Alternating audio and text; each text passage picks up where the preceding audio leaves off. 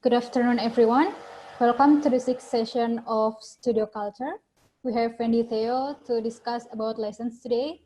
My name is Kirana, and I'm here as a host.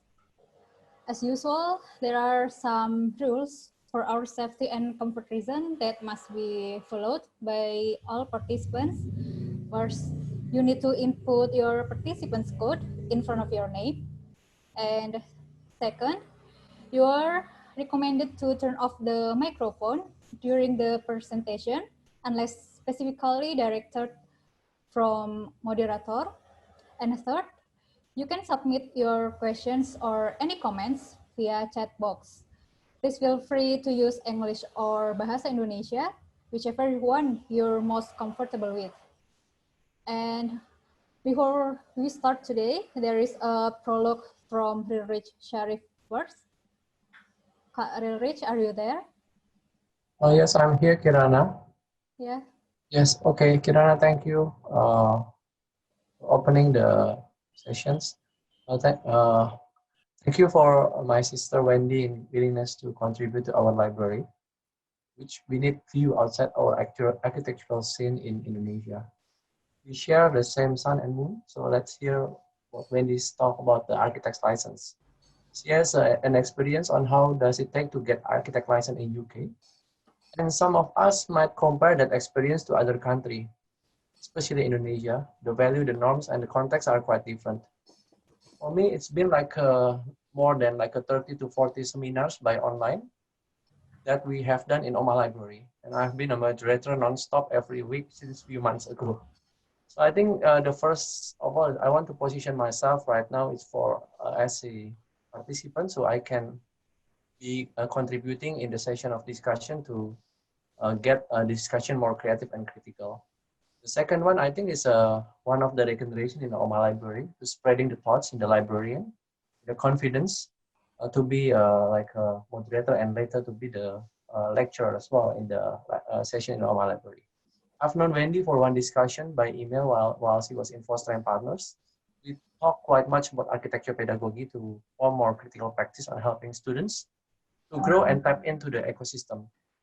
For our case in Indonesia, she has a tremendous energy to share and have done many things, especially maintaining the connection and nurture the young people. We'll hear about her passion, not only in architect registration, but about the view on how essentially culture in studio relate to architect's license. I think this is very interesting seminars in Omah Library. So I think I'll just pass to Kirana again. Welcome, Wendy. Are you here? Yes, I'm here. Thank you so much. Yes, okay. Thank you so much. Yeah. I'll just pass to Kirana and Amel will be the moderator today. So let's see the young guns take in charge more in the library. Okay. So I'll pass to Kirana again, Wendy. Okay, thank you. Thank you so much for the invitation as well. Okay, Kirana, go on. Yeah, thank you, Kak Rich. Now let's recall the latest lecture about culture by Riyadi Aditya Farman. The lecture point of view presented by Aditya Farman is an empirical approach based on his experiences during learning and teaching in an architectural studio. This is a complement to other speakers who tend to be theoretical. According to him, empirical culture is closely related to studio culture in America, while Europe tends to be idealistic. Ruth Benedict, in Pattern of Culture, sees a phenomenon, which is, in this case, is culture, as a pattern. He sees the patterns of culture using the analogy of personality, using what Heidegger proposes, and then applying it to anthropology. The second aspect is cultural relativity. So if we judge something in terms of behavior or creation, it is always in its cultural context, because every culture has a different value system. He then explained the cultural order with the iceberg metaphor. Culture is like an iceberg, only a small part is visible to others, such as symbols, words, actions, and habits. And what is on the surface has the characteristics of being easy to see, easy to understand, and easy to learn. But much of that culture is hidden inside and out of sight, like values and norms. Okay, next.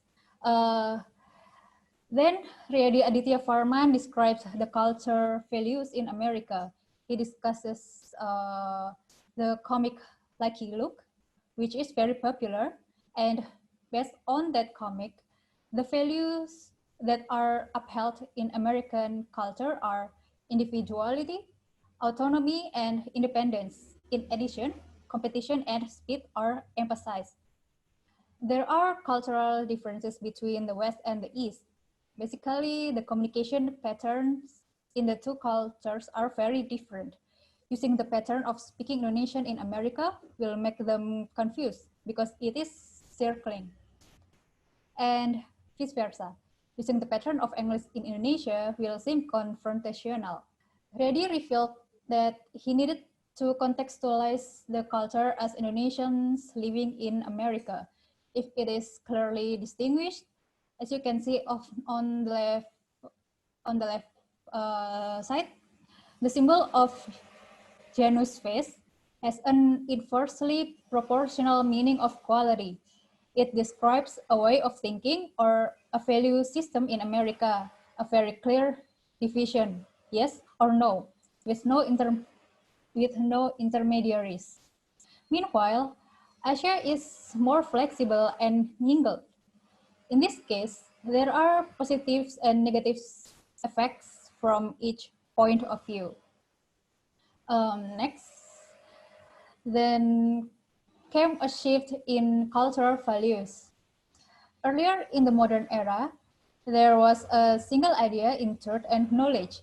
In the present era, there is a diversity of values. There are not one, but many voices, and each voice has validity and relevance. This is good because there are lots of ideas to explore, but also students in studios can tend to get confused by the many possibilities. Currently, there are at least 11 studio culture points. First of all, ideas and process, and then assessment, wellness and balance, diversity and inclusivity, collaboration, interdisciplinary, empowerment, facilitator, egalitarian, humanitarian, and multiple formats such as on-site, hybrid, or online. In the end, Riyadi Aditya Varman provides several useful strategies for thinking and behaving in studio culture, or what we call as designerly ways of thinking and doing. For example, nocilia, which means paying attention to everything, and then mindfulness of the Zen concept, translationing in all aspects of design. And then there is Lalita, a term of Durga dance in Sanskrit, which means to be playful and spontaneous. Okay, now let's begin the presentation. We have Amelia Mega as moderator here. Amelia, are you there? Yes. Hi. Hey. Thank you for the introduction. Now, before we begin to give the presentation, I will introduce a bit about Wendy Theo. Wendy Theo is a UK ARB or RIBA Chartered Architect, Curator, Researcher, and Tutor that's seeing embedding social culture dialogue informing architecture as her ultimate pursuit. Her works has been translated into varied medium and scale throughout her commitment with Foster and Partners, Divu Zen Atelier, Borneo Art Collective, Taiwan Architect Magazine, Canopy U, and a number of workshop, tutorship. One of the notable one is the 2013 Archilab exhibition. Wendy Theo studied at the Feng Chia University in Taiwan in 2003 until 2008. Upon her graduation from UCL in 2011, she was offered to work at Foster and Partners.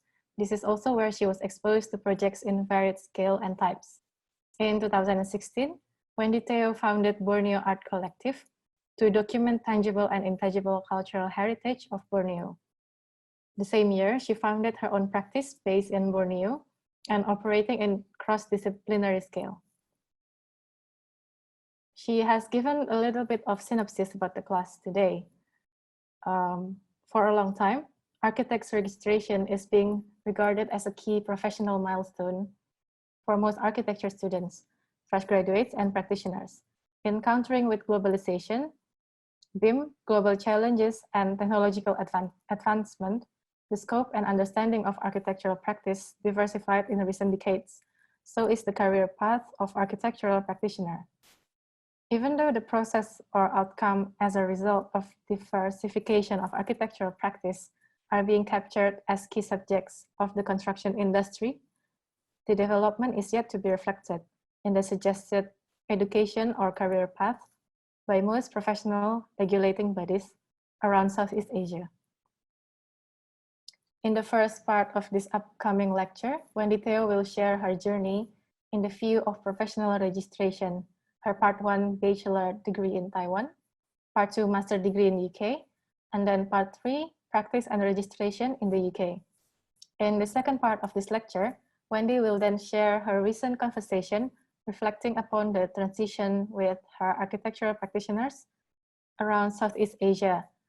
There are 7 different architects she will talk about. The first is Chin Ching Yin from Taiwan. The second is Tay Tai Singh from Malaysia. Third is Elena Jamil from Malaysia. The fourth is Riri Sharif from Indonesia. Fifth, Julian Huang from Thailand. Sixth, Natapon Jungrun from Thailand. And the seventh is Raphael from Myanmar. And without further ado, let's welcome Wendy. Thank you for the introduction. Yeah, Amelia. So now I'm just going to share the screen. Okay. I hope everyone had a good lunch.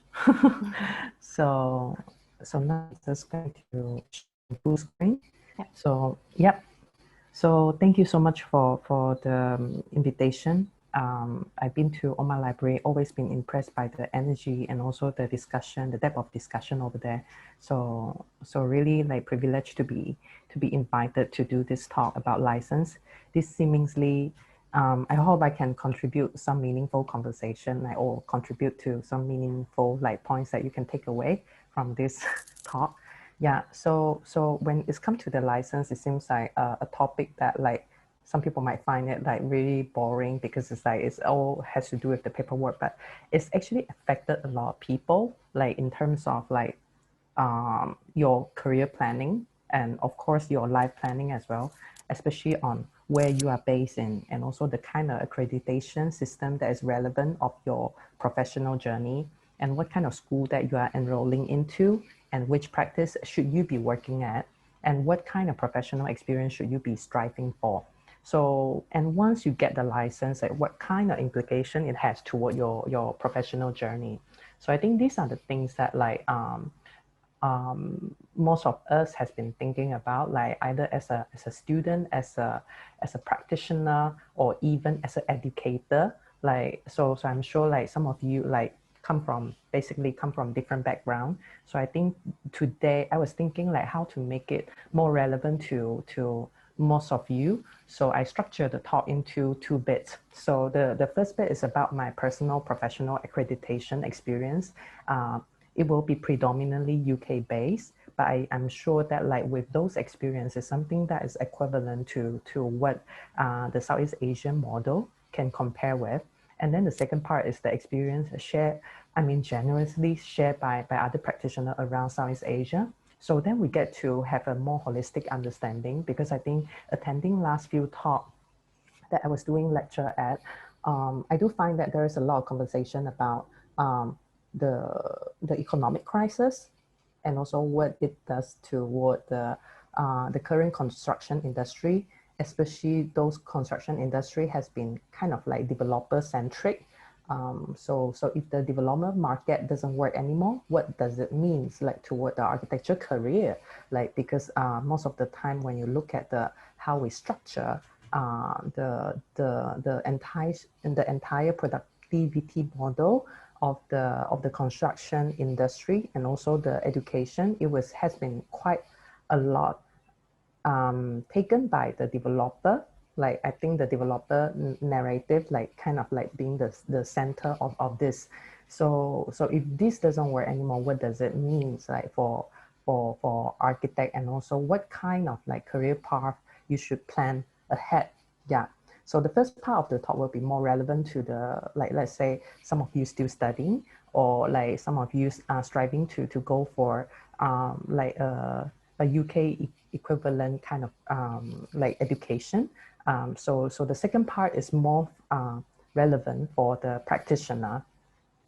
So I'm Wendy Teo. So I think there are some explanation about like my journey already. So I got my first degree from Taiwan, and then after that I shifted to UK system. So I did my part 2 in 2011, and then did my part 1 in 2014. So I will explain about that as well, because it might be something relevant to some of you. And then 2015, I got my part 3 from Cambridge. So at the same time, like all this while I was doing it from Foster, and then after that, like I set out my own practice. So now practicing in Malaysia. And regarding to the second part of the talk, it is a conversation with like seven practitioners.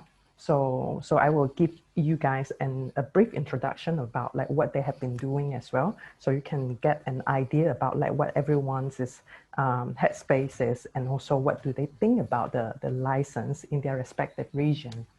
So when it comes to the first part, maybe I can quickly talk about like how does it work in terms of the UK like architect registration procedure work in UK framework. So it always has to do with like the RIBA part 1, 2, 3.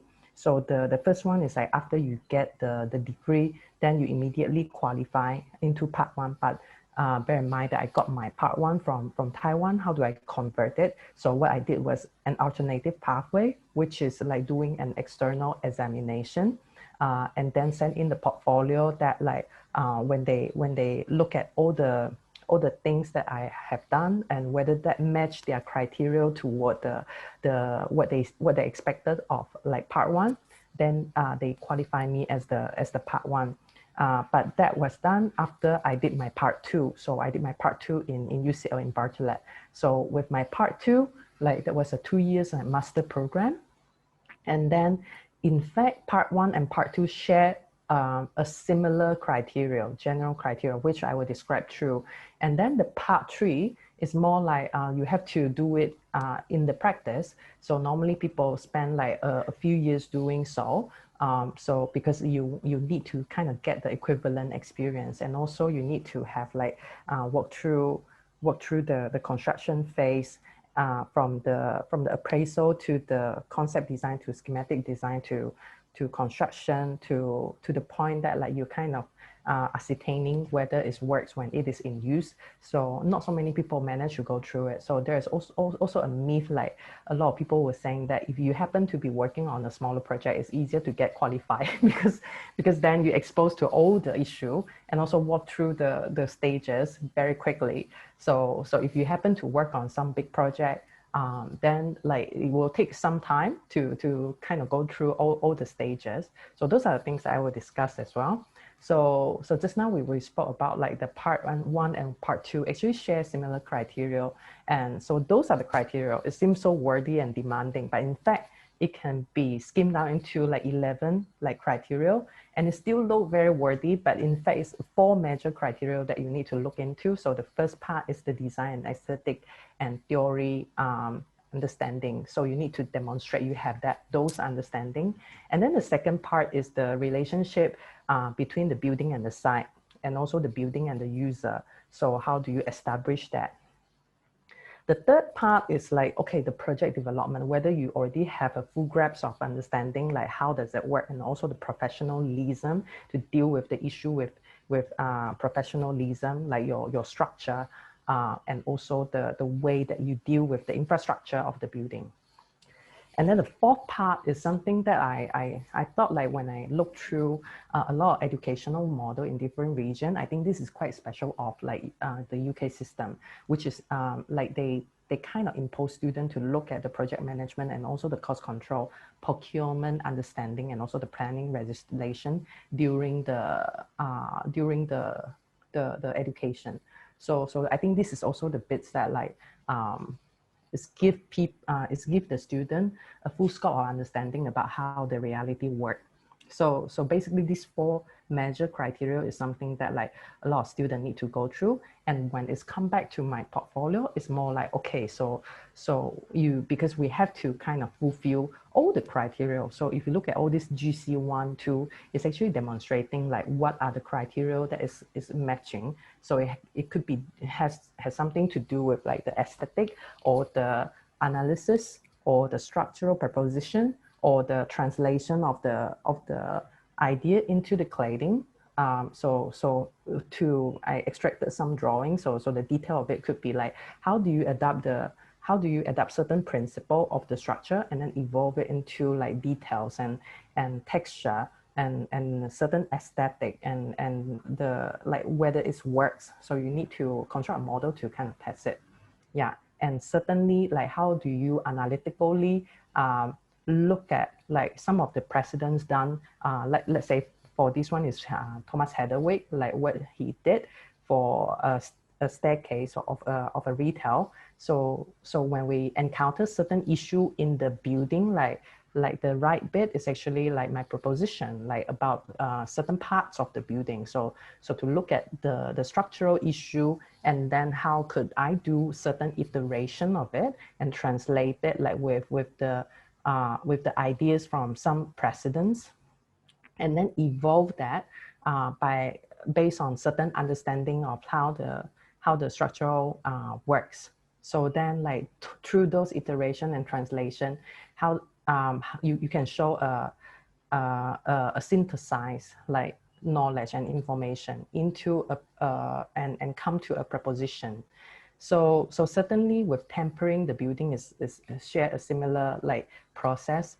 You need to look at the principle of it and also how structural does it work and how do you translate it into the building, and material aesthetic, like how do you design certain parts to match with the aesthetic like intention of your building. And then when it comes to like certain material, like how do you kind of associate with like certain cultural elements, like for example with this one is like the moisture and humidity of the room, and also the growth of the algae, how it could be translated into a certain cladding expression. So those are the things that like we are looking at, like turning it into a prototype, and that is working for the entire like project narrative. And it is also something required of like ARB and RABA criteria in the GC, the 4 major GC as well. So after that interview, so for part 1 and part 2, we all need to go through the interview, and just to find out like, okay, whether it works. So for myself, like this is the part 1 pass it, and immediately it's qualifying my part 2. And so then with the part 1 and part 2, I'm qualified to go and embark my study in part 3. So for the part 3, I did mine in Cambridge. So there are certain like school that are part 3 provider, but so some people might ask like, how come you're not going back to UCL for part 3 or AA for part 3? I think every school structure part 3 differently. Because somehow part 3 is something that you have to do it during your practice, and and there are different ways and approach that the school kind of like structure their part 3 study. For me, I want to make it into a kind of like a meaningful and more in-depth discussion, because it's something that I commit myself and I want to have a good journey with it. So with Cambridge, like we only took like 20 people, and with other school, I think like at minimum they take like 200 people. So a lot of time it was a structure more like there's a lot of people attending the school, but you probably like after a year you wouldn't know everyone. So I think for me, like Cambridge sound like a good option because we get to discuss, and 20 students were selected, like depending on like, they basically is a variety of students having a variety of experience. So that kind of diversification allowed the discussion to be more in-depth and more critical. So that was what I find really suitable for me at that time. So of course, like with part 3, you will need to have 2-year experience, which is also something that I find when I was conversing with other practitioners around Southeast Asia as well. So 2-year practical experience. And then after that, like you will also need to fulfill a logbook, like to demonstrate your understanding about like different phases. And the lasting case study is actually one of the very key things in what UK ARB require of like a part 3 candidate, which is like you have full demonstration of like you actually walk through, or at least have the understanding through like different phases of a design project, of a construction project. So, and also you have to propose, or not propose, it's like more like contribute a critical like argument on like what you have been through. So certainly reviewing your experience is very important if you decided to kind of like go full way toward your journey. Like what? So the part above is actually my personal experience, and then the part below is actually when my time in different practice. And then like these are the phases like from A and L. At that time it was called A and L, but then it's restructured into 1 to 9. So these are the parts that like what kind of like process that I went through.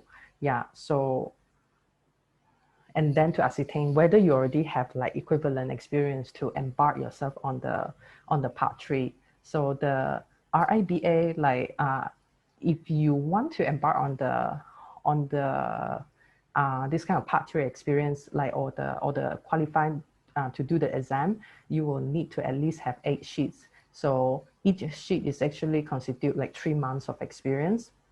Yeah, so for myself, this is actually the sample of my PEDR, and also the kind of project that I went through, the self-appraisal. And certainly it's very important to have a mentor along the way, because sometimes our constrained outreach at the time, it can be widened by having a mentor. So I actually have 3 mentors. So 2 internally. I think like in Foster and Partner, like at that time, it was known to have to be the place that like really good for if you want to do your part 3, because it has a very structured and organized like part 3 study group. So I was one of them. And then like I also have my mentor from Cambridge as well.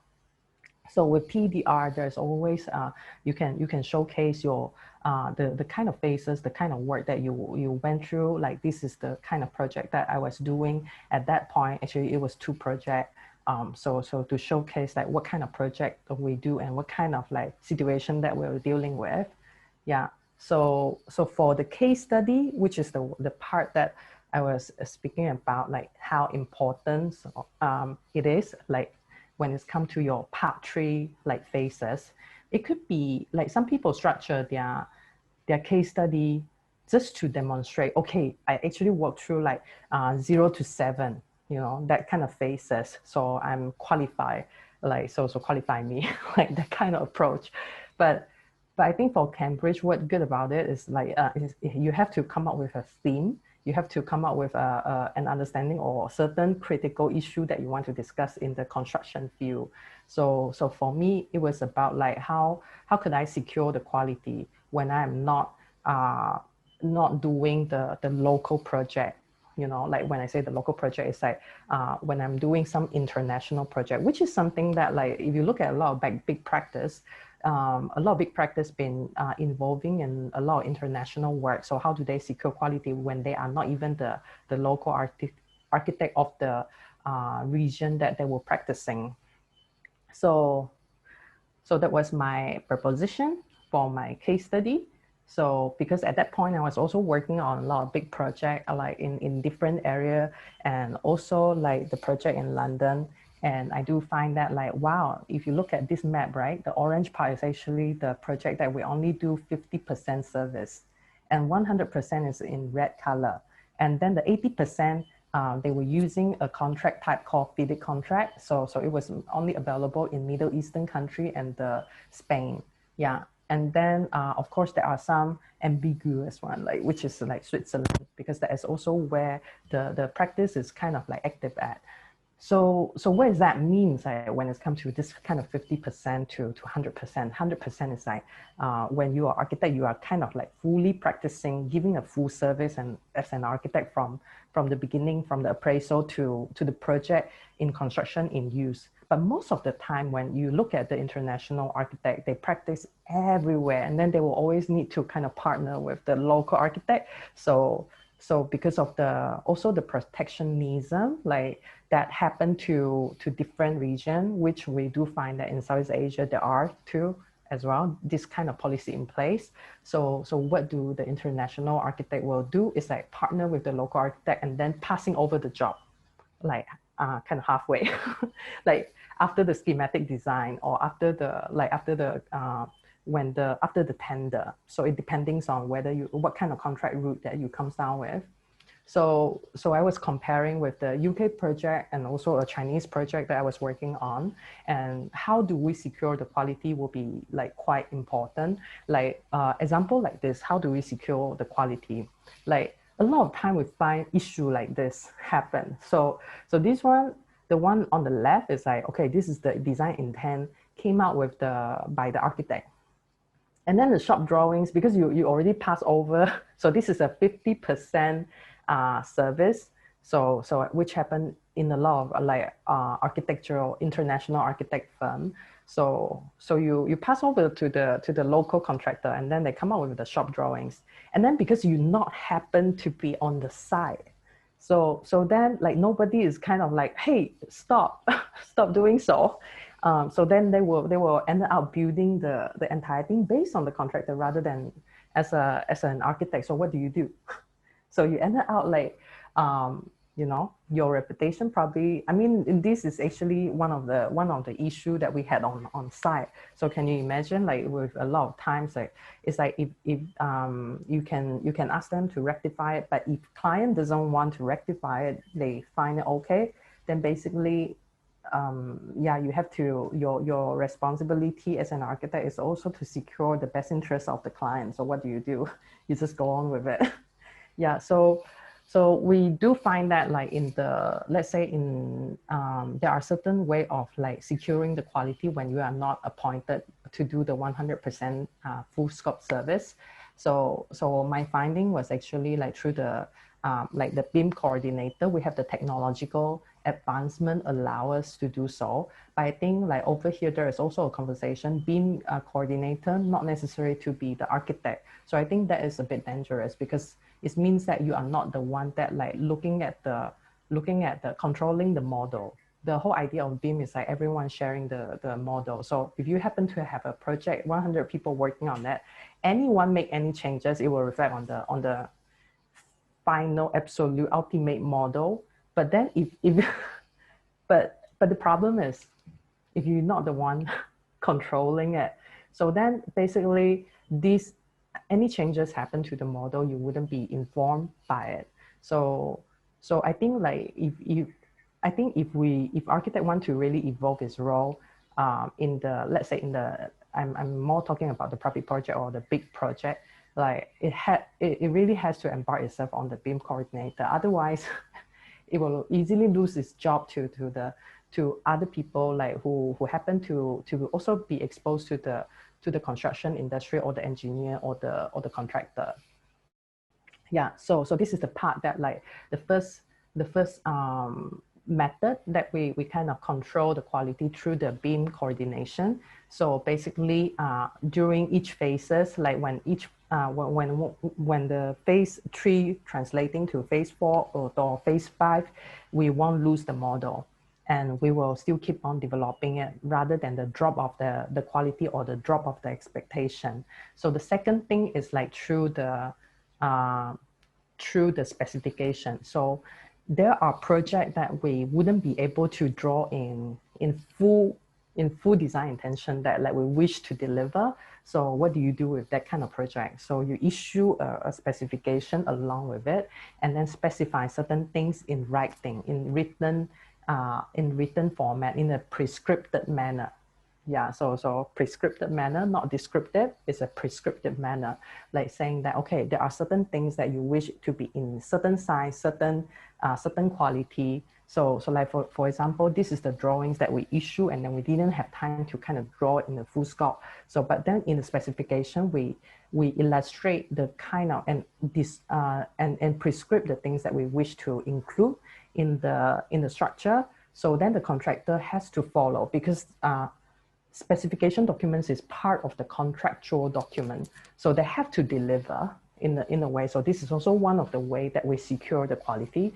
And lastly, also the most important thing is like, okay, how do we design a process to make sure even we are doing a project overseas, we can secure the quality through a series of process. So then we can expect less discrepancy along the way.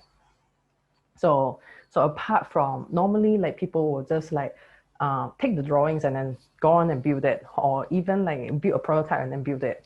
So, but with our process, it's like, okay, the pre-contract sample and then the post-contract sample. And then like with the sample, we understand the quality and also the kind of like manner it will impose to the site. Then we set out the mock-up, and then we come up with a prototype, check whether it works. And then after that, like we set out a benchmark, everyone should follow that benchmark. So it's help the contractor to agree and align and on the process that is like no gray zone, yeah, no hidden ground. And that's really important, because a lot of time when you're working on a big project, and everyone just kind of like when there are certain gray zone, like if nobody really align on a certain ground, then you will expect discrepancy. Yeah, so that is a bit stressful to be an architect because of that. So when it's come to like apart from the PDR, apart from the case study, we also have the study group, the exam content that we need to fulfill as well. Like for example, some legal matters and some practice management and contract and planning and professionalism. So plan your time. I think the key quality to be an architect, apart from the honesty, integrity, and respect, like what RABA kind of like describe as organize.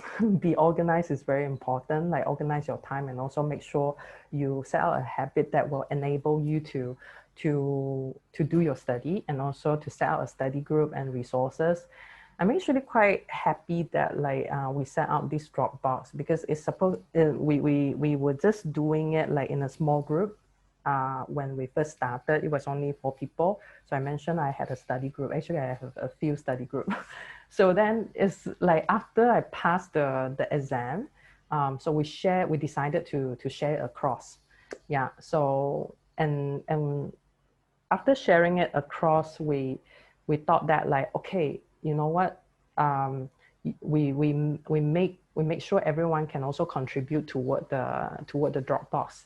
And what interesting is like now I think it's already evolved to more than 50 or 60 like candidate like sharing their files, and also constantly, because everyone is coming from different practice, and when they are doing their case study, they actually showcase that, you know, the kind of like practice management and also the knowledge. So we are constantly, I mean, as the people who sharing it, we also got benefited by like looking at what other practice are dealing and the kind of issue they are dealing with, and also the kind of like reality they are in. So, okay, now it's come to our my second part of the talk, which is a conversation I set out with 7 practitioners like around Southeast Asia. So the kind of question I asked them is like, okay, share with us the kind of conventional route of having architect license in the area of your practice, because they are all came from different regions. And then the second question is like, what is the regulating body of architect profession in your region? Is there any question or conversation upon how they will manage the transition of architect as a regulated professional roles in carrying out practice in your respective region? So I think that is more toward the education and also the, like, you know, in facing with the challenge of like the, you know, the entire economic or societal changes. And then the third question is more like, okay, does having an architect license making a difference in your local industry? And then the fourth question is, on the flip side, does the absence of it making any difference? Like, how so? So the fifth question is, in the wider context, does architectural industry of your area making a difference, a big difference in the context of economic society and education? And the sixth one is like, with the transition of this profession in the background, what kind of advice you will give to the younger generation to look into getting architect license as the professional milestone? Okay, so here's come to the brief introduction of everyone that I invited. So Real Rich, I'm sure everyone knows, especially in this chat room, like, so the founder of Raw Architect, and also IAI Architect Register, and also the winner of the Desain Award. And Raphael from Myanmar is a co-founder of Blue Temple, trained in McGill University, and currently also a teaching faculty in Yangon Technological University. And Elena Jamel from Malaysia, founder of Elena Jamel Architect, Palm and Land Register, trained in Welsh School of Architecture, Cardiff University. So she has been shortlisted as Architect of the Year Award, and also shortlisted as the LEAP Award recipients as well.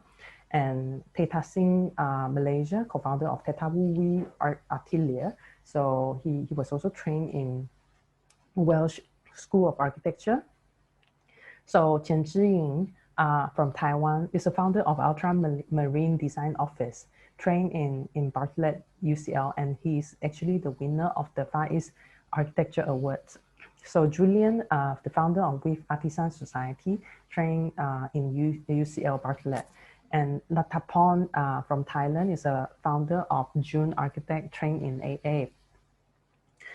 So when it's come to the first question about the conventional route of getting the architect license in the area of the practice, so there are some from the Indonesia side.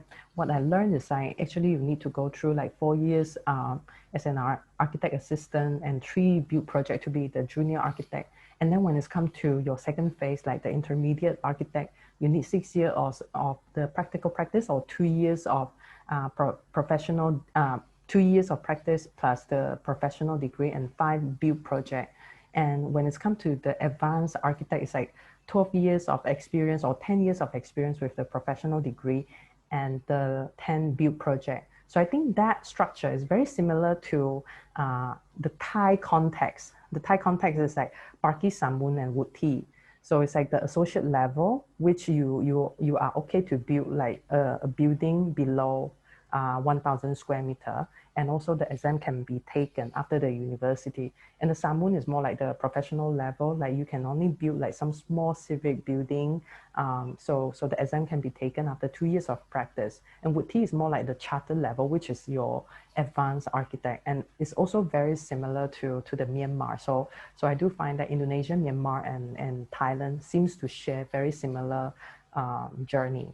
And so the Malaysian one is very similar to UK, and I think Singapore is also sharing a very similar like Commonwealth framework as well, part 1, 2, 3. So Theta Singh actually mentioned like, actually is like a lot of people were saying low passing rate, and also many people fail despite trying multiple times. So with the Taiwan context, it's a little bit different from all this country. So it's required 4 or 5 years of architectural trainings, and so it's very much exam based. So the exam 6 subjects need to be passed within 3 years. So if you happen to have your last one fail in the 3rd year, you have to kind of kickstart all over again. So, and then like after that, you need 2 years of practical experience in order to establish the practice, the professional practice. So that is a bit different from the rest. Yeah, so when it's come to second question about the regulating body, so just now we mentioned like Indonesia is IAI Jakarta or IAI Banten. Yeah, so the Indonesian Institute of Architects. So and I do find that there are also some similarity with like the Taiwan and the Malaysia one, because the Malaysia one is like LAM is the regulating body of the architect profession, and while the PAM is organizing workshop and exhibition or educational event for the exam. And ACT, the Architect Council of Thailand, is the regulating body of the architect profession in the Thailand context. And ASA is the one that like they have different chapter in different part of the country. They organize exam and also collaboration and workshop and expo. So if you look at that, the structure of it is actually very much similar to ARB and RIBA. ARB is the regulating body, and while RIBA is the one that promoting the architect as a profession. Yeah, and so when it's come to Myanmar, it's like so I think like what Raphael saying in here is like, okay, MAC, they are currently rewriting the building code in order to make the test more accessible for the younger generation.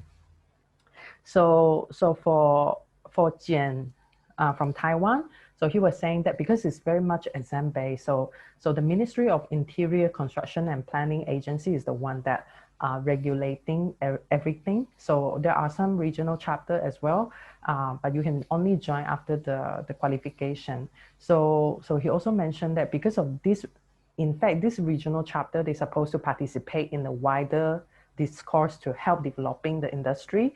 But then because of their underperforming role, trigger the emergence of other union, like for example, the Architectural Revolution Union. So Architectural Revolution Union managed to push for a fairer and transparent policy change in recent public procurement bill. Actually, it's a big deal because it actually means that like when you're doing certain public like development project, like there are certain percentage will goes to the community. So that is also pushing it to be to kind of benefit the community even more. But it was done by like a league, a union rather than like how do you say, more like a third party union rather than the one that directly administrated by the government. Yeah. So does having the architect title make a difference, making a difference in your local industry? So on Greenwich side, yes, it's permit the drawings, it's opportunity to enter certain competition and also getting awards. Yeah, so there are also some interesting, I think like Natapon also share about from Thailand, also share about it is in fact a good opportunity for the associate architect to learn the way of working from a professional architect. So it's allowed this kind of skill transition and also the experience sharing.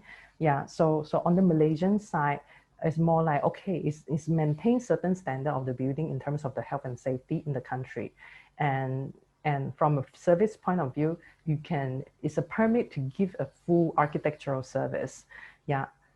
So there are some, of course, there are some opinions that is kind of differ. Like for example, from Jian point of view, it's like the public, because the job is kind of in general is differ from the public job and the private sector job. So the public job actually require architect to organize the work, but the private job, actually, the client prioritize more on the design output. So at times, we do see the architect role becoming secondary in the private sector job. Yeah, so for Julian, it's more like, yes, it's like, it's very important, but at the same time, architect in Thailand is in fact a protected profession. So which is the professionalism like we spoke about just now. This means legally it's only reserved for the Thai national. So when it's come to this kind of situation, when you are non-Thai, how do you do it? You partner with the local architect in order to do so. So what it does to the industry is like, will that becoming a barrier for you know, a globalization of the nation? Yeah. So this is also something worth thinking about. And Raphael was speaking about. At the moment, there are some big disruption to the architectural scene because for the license, recently they passed, they make it official that the licensed engineer can also sign off like architectural drawings. Previously, it was, even it was not official, but it always been the case. So engineer always been more powerful than the role of architect. So what do you do in that kind of situation? Because it's like, it's basically the job has been taken over. Yeah, so on the flip side, does the absence of it making any difference? So how so? So like there are certainly some views about like, it's better to have it, but I think like so Natapon was saying that you may not recognize by the client, then have no opportunity to start out the office. So on the Julian side, it's like it does not stop one practicing architectural industry, but it does limit one capacity without a license. So Rafael was saying that like simple government approval in Myanmar, in the case of Myanmar, will allow you to design and build without a license. Yeah, so if you happen to do something experimental in a small scale, as long as you manage to secure some certain approval, then you are okay to go ahead. Yeah, so Elena Jamel's side, on the Malaysian context, is like because architectural career is a complex endeavor. So each project is actually concerned with issue that is like artistic, practical, environmental, like economical and philosophical. It's a huge scope. So in fact, getting a license is only a very small aspect of it.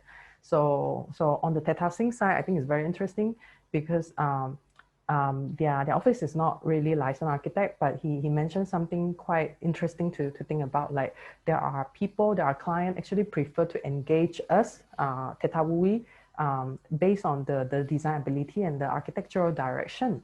So in fact, I think it's maybe like this page kind of saying that it's a yes and no. So I think in the wider context, does the architectural industry of your area making a difference in the context of economy, society and education?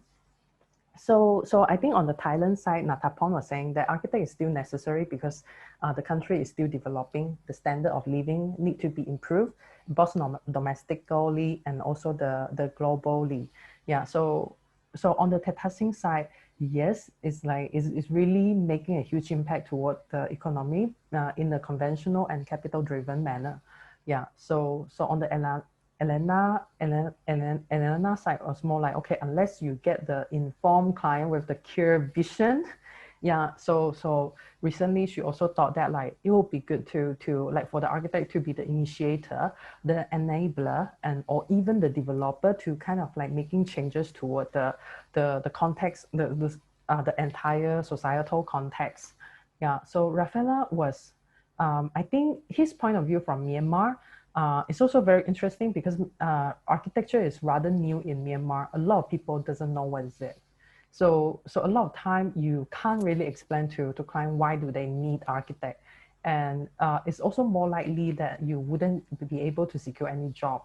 So not to mention making an impact toward the society. So this is also like the kind of struggle that he was sharing honestly with. So Qian was like, architect job in Taiwan is still a conventional industry dealing with some conventional issue. Yeah, so I kind of put like Julian opinion on side because I thought it's worth highlighting because he mentioned, in fact, like, you know, it's 3 questions. And also when it's come to the economy, like architects certainly drive the scene in an active and passive manner. So for the active factor, because Thailand is developing rapidly, yeah, in the urban context and also the architectural industry. So it has to regulate like high standard and safe building. And for the passive factor, because of most of the housing, tourism and housing market, the high standard actually attracted the foreign buyer and investor. And in terms of the society, like he thinks that is really interesting because is going through some exciting development, and Thai architects are increasingly looking inward for innovation and experimentation. Traditional knowledge and wisdom are increasingly being reinterpreted in contemporary context, creating a unique national architectural identity.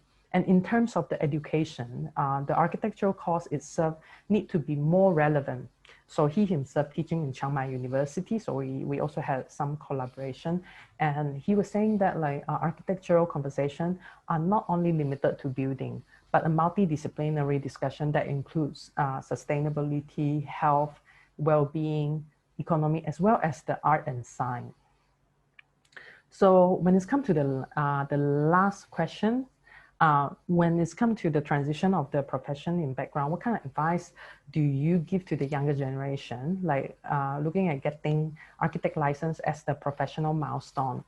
So on the real rich side, we're saying that like be patient, because we need to get like permit drawings done as well to prepare for things like quite rigid in the matter of rules and opportunity to get advanced license. And for Raphael, it's like for the young architect, better to focus on the training and experience first. I think it's quite legit, because in a way you need that in order to it should be about that rather than like just the license itself. And Elena Jamel was like, just go for it, because if that is the path that you want to do so, like just don't be afraid. Yeah, so Teta Singh was like, in terms of delivering the architectural service with good design, social impact and other value, such as coexisting with the natural environmental environment is also very important. Architecture should be practiced with integrity. So Natapon was like, this is a difficult process that will push out our skills. So it's a process of like honing your skill and also your professionalism. Yeah, so Chien was like, okay, architectural license is a token of entry for legal practice, but it's not necessarily a token of entry for participating in the wider like societal discourse. So it's also something that worth thinking about. And Julian was like, who knows, maybe the professional license in the future might also include cultural and societal issues that are as important in the architectural discourse.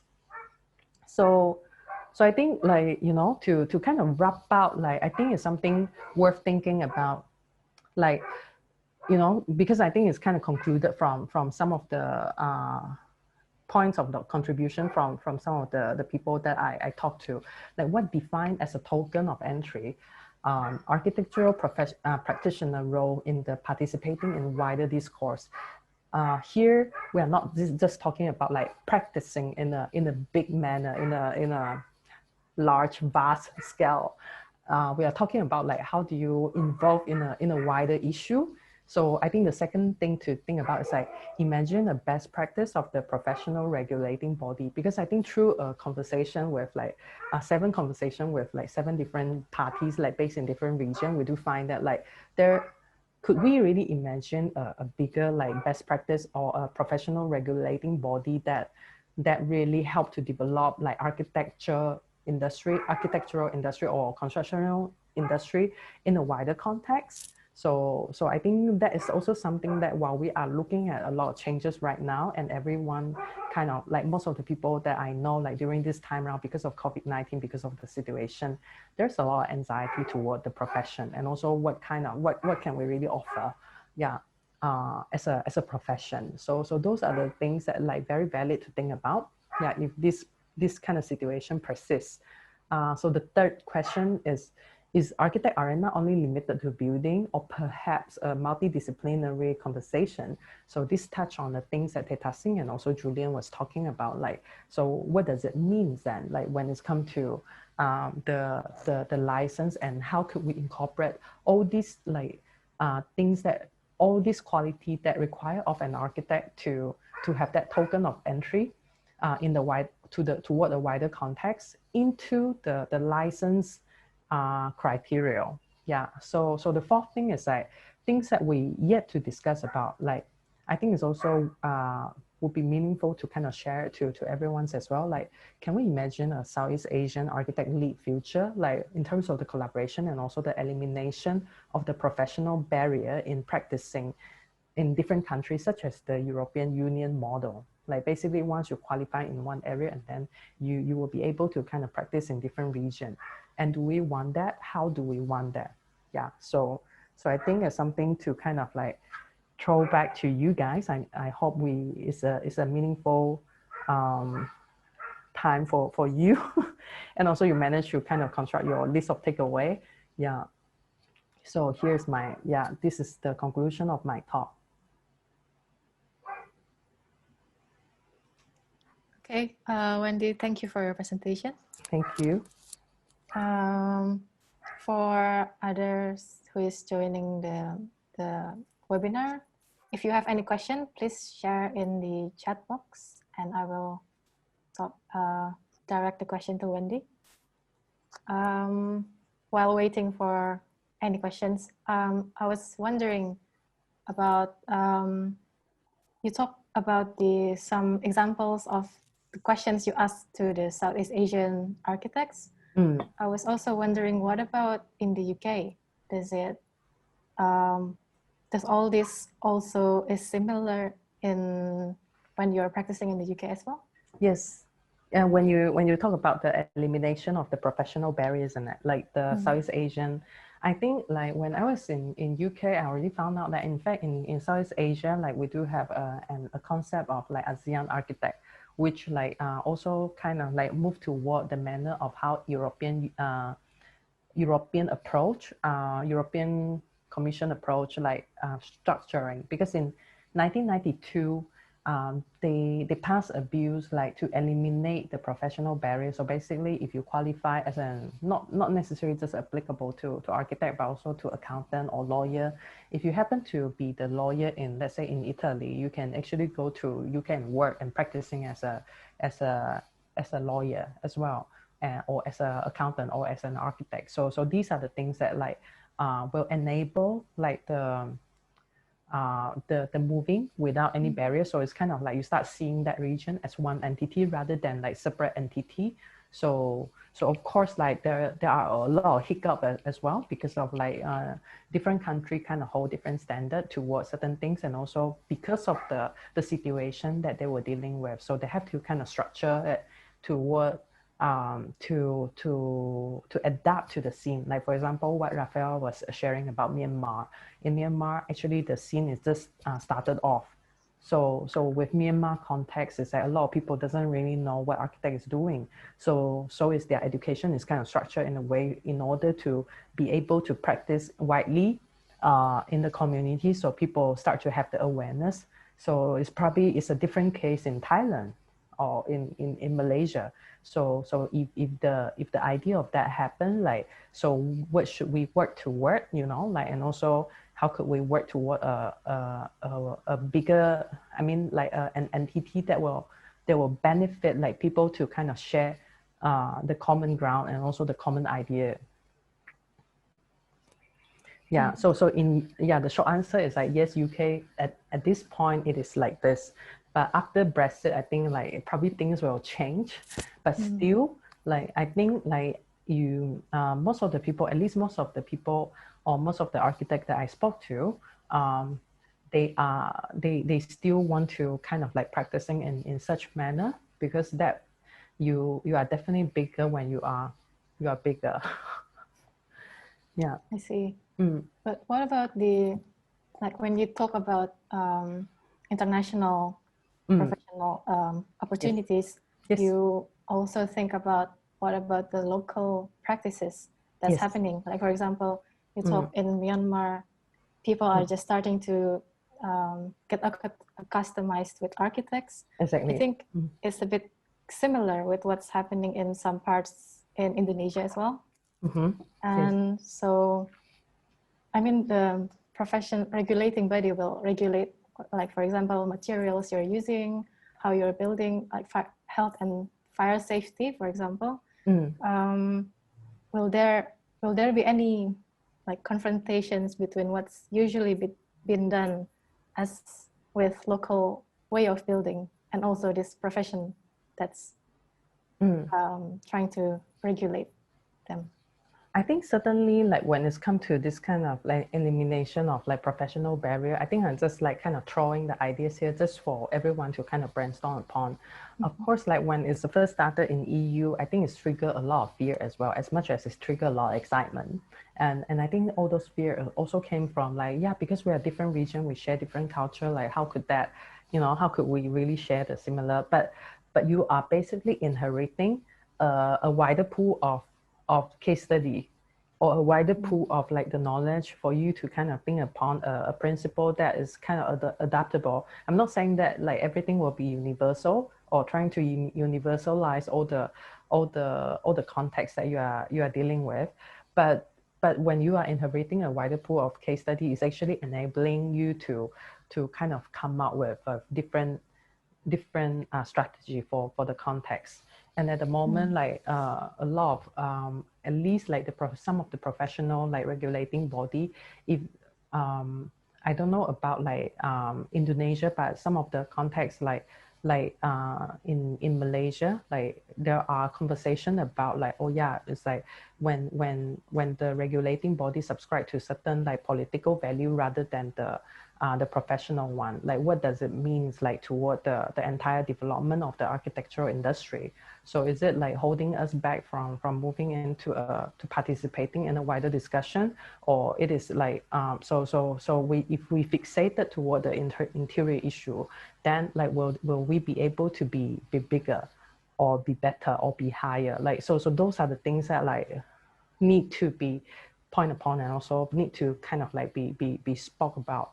So I think certainly politics is not simply like an issue of one single region, but I think like to have different group of people, and I think like Thailand seems to me that it has been doing quite well in terms of like, you know, having this kind of incremental like development, and like, you know, the three-phase development also with Indonesia as well, like to encourage a different level of participation of the discussion on how architect can evolve, how architect can participate in a wider context of conversation.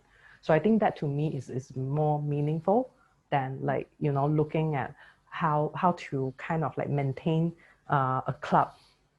Yeah. Yeah. Mm-hmm. Yeah, that's actually a good point to actually have. Probably we need more conversation between not just architects within themselves, but to a wider like audience. Exactly.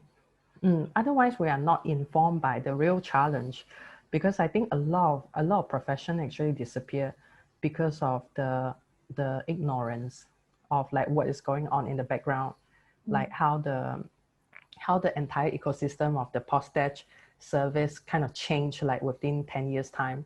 That was also something that we need to be aware of, like being replaced by the Internet of Things. Yeah, so the same thing could happen to very easily to architect as well.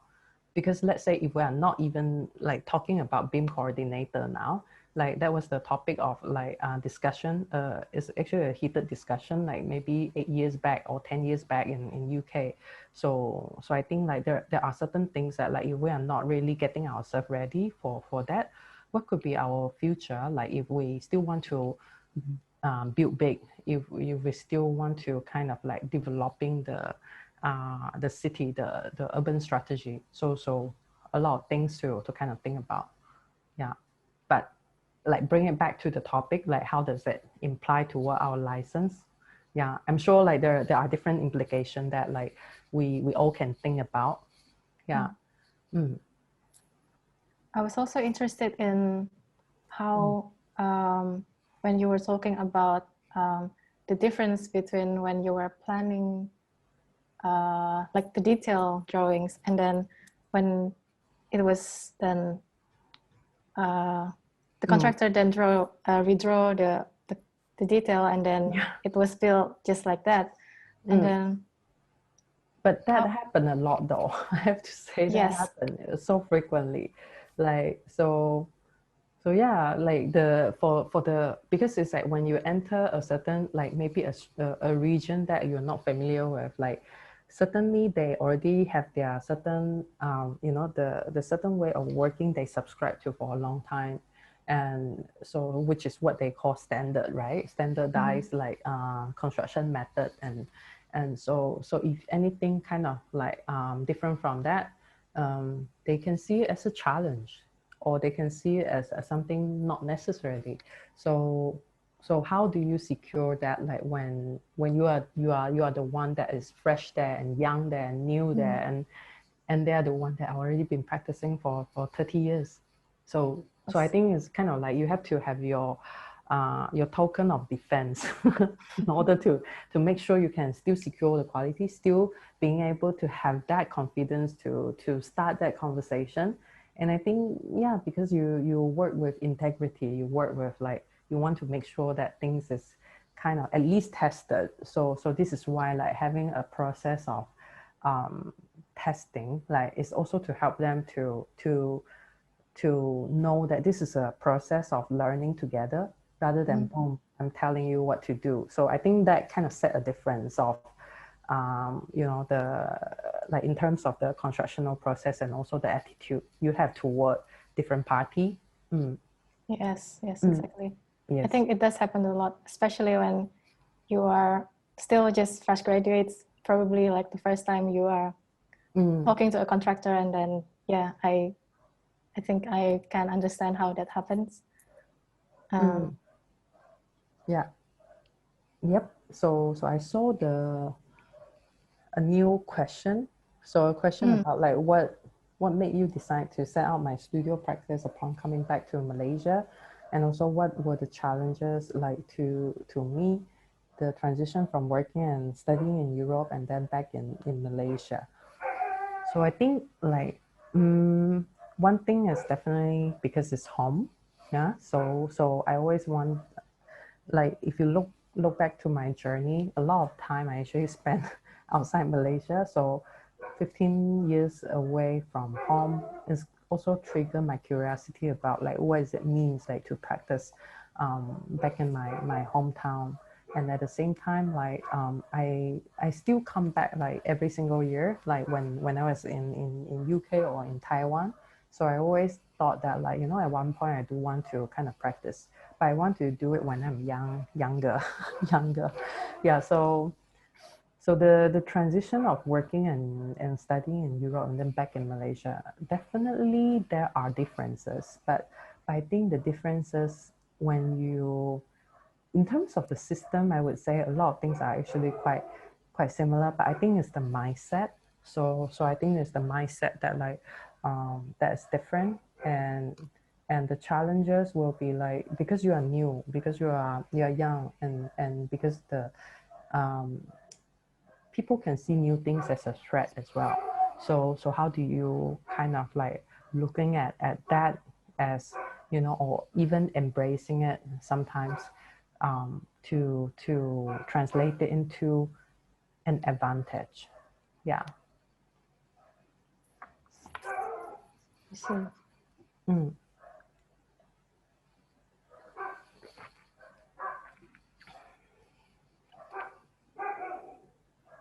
There's another question from Kirana. Are there any cases of architects in the UK or other countries practicing without a license? Or is there any legal consequences for that as well? Many. Your professional license can get stripped off without the license if you kind of practicing. But I think like in the cases of like what we spoke about, if you look at like the Southeast Asia region, there are certain, like for example, Rafael was saying that like in Myanmar, certain qualification, certain license or approval will enable you to go and construct a structure. And sometimes it's not even like need an architect to be involved in the process. And to be honest with you, like in some of the cases in the interior Malaysia, it's also similar to that, because it's like you wouldn't be able to find an architect, so-called architect, in certain villages. So what do? Is like they need the penghulu to kind of issue the permit to to enable the villager to build their houses. So I think it's like certainly, well, the part 1, 2, 3 will be like, you know, will be a meaningful like route for those areas. So those are the things that we actually need to think about as well. It's probably more relevant to what the city region, but when it's come to the outer region, like rather than inside region, the inland region is probably more not so relevant. Yeah. And the next question from Satria. Thank you, Wendy, for your presentation. I have a question from a friend of mine, whether is it possible learning architecture online? Secondly, I'm interested in your third conclusion. I think it is related to what you did on Borneo Laboratory, and I believe it should be considered as an architecture practice also. Oh, thank you, because I seeing it as one as well. Yeah, so I think maybe put more focus on the first one, whether it is possible to learning architecture online. I think you are talking about this because of the situation currently.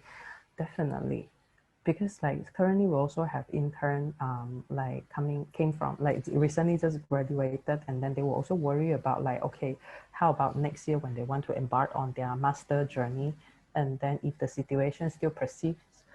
But you know, one thing I want to say to this situation is I don't lose hope because of the situation, because it's sometimes like even with this situation you can make the most out of it by looking at what can you learn out of it. Because this is a kind of, even it is an unprecedented like situation, but in fact, there are already quite a lot of resources online, and the good things about this pandemic is kind of push a lot of like organization, NGO, and school share their resources online. So if you felt that, and I think that will also further the revolution of our current architectural education. Because you will realize that in the past you can't teach online, you can't learn online, but now all of a sudden actually the studio culture can be even organized online. So personally, I have been teaching online for almost 7 years. Yeah, so I think for 7 years I also hold the belief in the past, thinking that like we might not be able to do it, because I think architectural studio demand a very heavy like crit culture, like a critic review culture, that like you have to see the drawings and model. But with the help of virtual reality, with the help of like the photography, and also the 3D model, in fact a lot of it can already realize through the online platform. So if you're asking me whether it's possible, yes is I think the short answer. But at the same time, is demand the commitment from both sides, because there are also situations I heard. I think this year I attended like the CRIT, probably 7 or 8 like school of like CRIT around different region, like. And what I do find is like there are some tutors were saying that were complaining that, yeah, I don't want to teach, I don't want to commit because I'm not used to teaching online. I would prefer like more on like face-to-face student. But somehow I think it will be a missed opportunity from both sides. If it's happened to be a good tutor, then you kind of like you're not being able to have a link to that. But if you happen to carry that kind of attitude, then you will miss out good student as well, you know, because the good student tend to be the one that trying hard to get their education.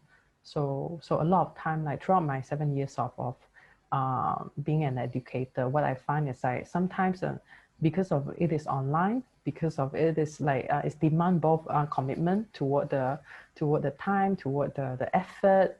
So students tend to be more committed in that manner, and also the conversation tend to be in a better quality, and also the transition as well. You can see you like, you know, the transition really really big in when it is organized in such manner. Yeah. Yes, and there's also the possibility, like it's a wider opportunities for probably students from a wider area can join. Exactly. Yeah. And now the crit culture is kind of like participated by different countries. So in the past, like when I was doing creating, I have to travel from one place to another place. But now things can be organized online, and it's kind of like by default that like everyone should know it. Yeah. So yeah. And the next question from Pak Undi Gunawan.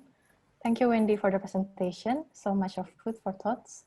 To continue from your last slide, it seems that you're proposing a more openness in the profession. It will mean an increasing manner of competition. And currently the architect bodies in Southeast Asia are still protected mode. How do you comment on that? I think Southeast Asia region definitely, like, because of different country kind of in different stage of development.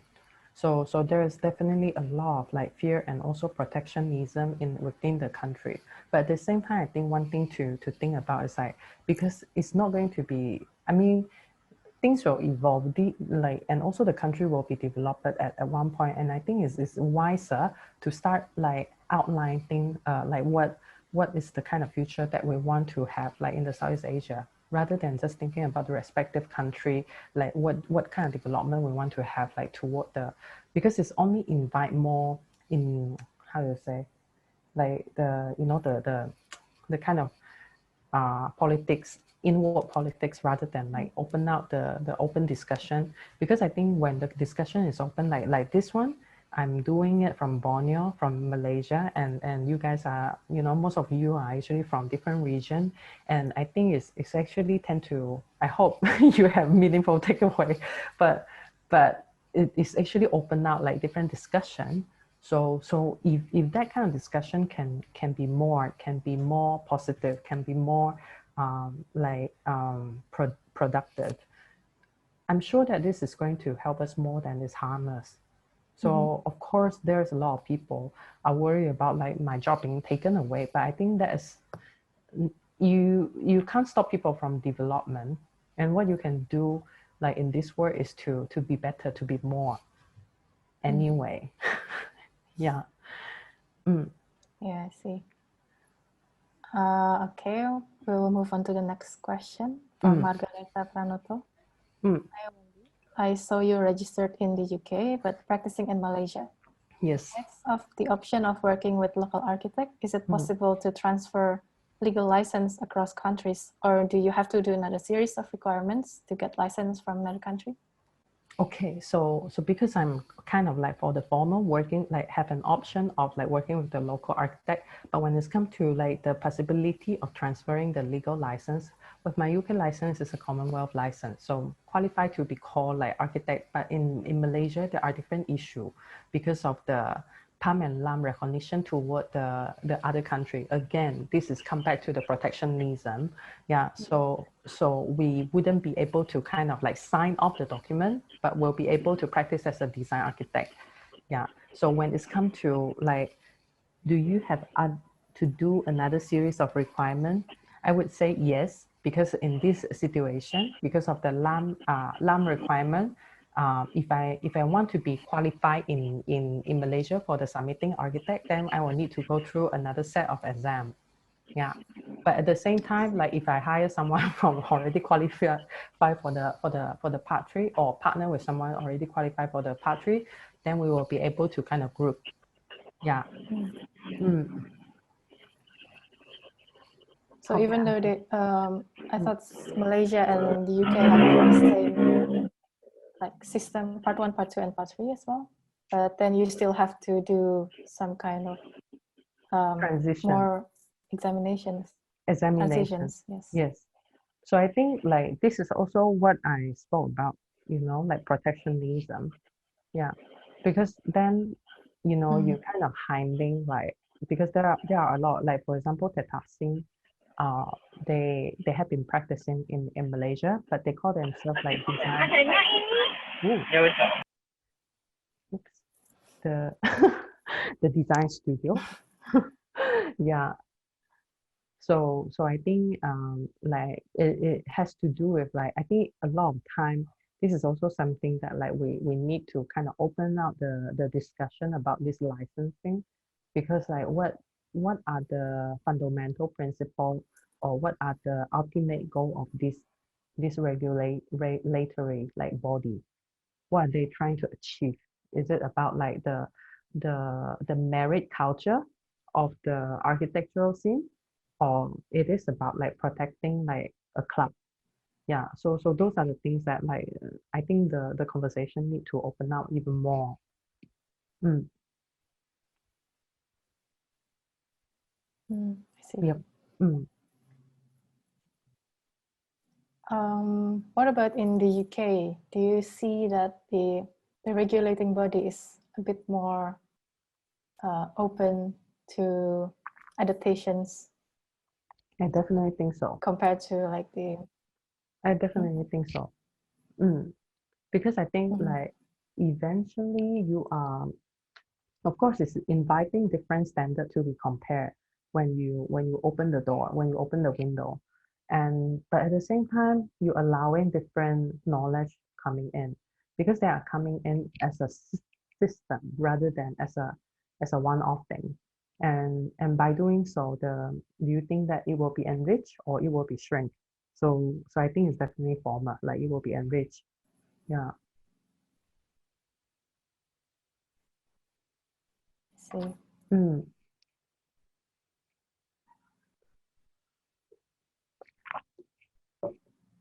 I guess that's probably we're nearing the end of our discussion today.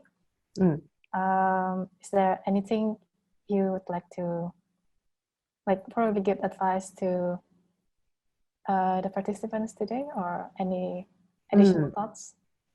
I think definitely, because I don't know like what is the demography of like today's like audience.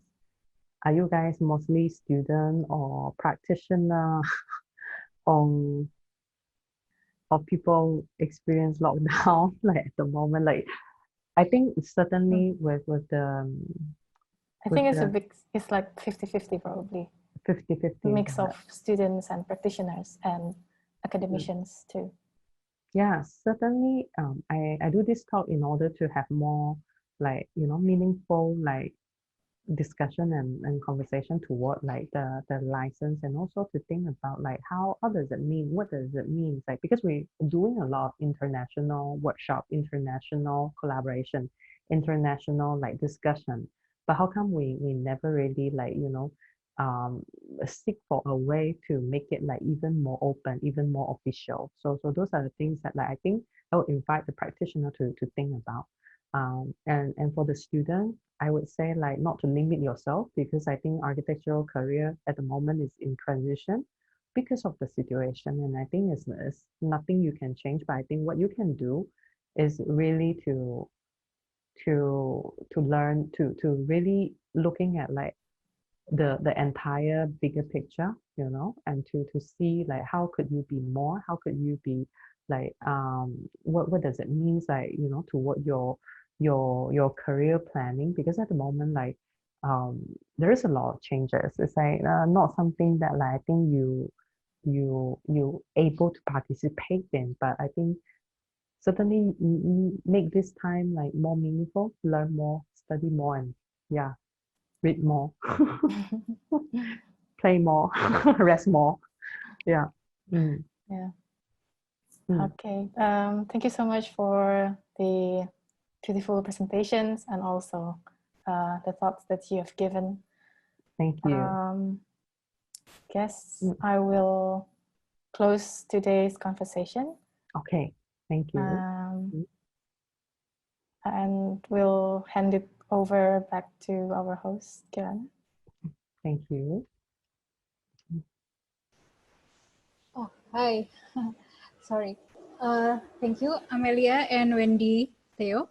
What an inspiring seminar. It's a pleasure for us, younger generation, to know more about license so we can organizing and planning our career. And for all participants, may I ask you to fill in the testimonial form that I have, wait a minute. May I ask you to fill in the testimonial form that I have provided in the chat box? You can give any of your talk that related to technical or substantial aspect to us.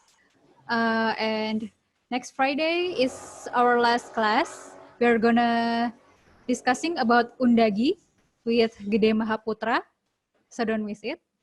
And as usual, we always take a picture of all of us. So please turn your video on. Okay. Okay. Thank you for all participants For Omah Team Library, there are Satria and Dimas behind the stage. And thank you again, Wendy, Theo. Thank you. Thank you. Thank you. We'll see you again next week. Have a nice day.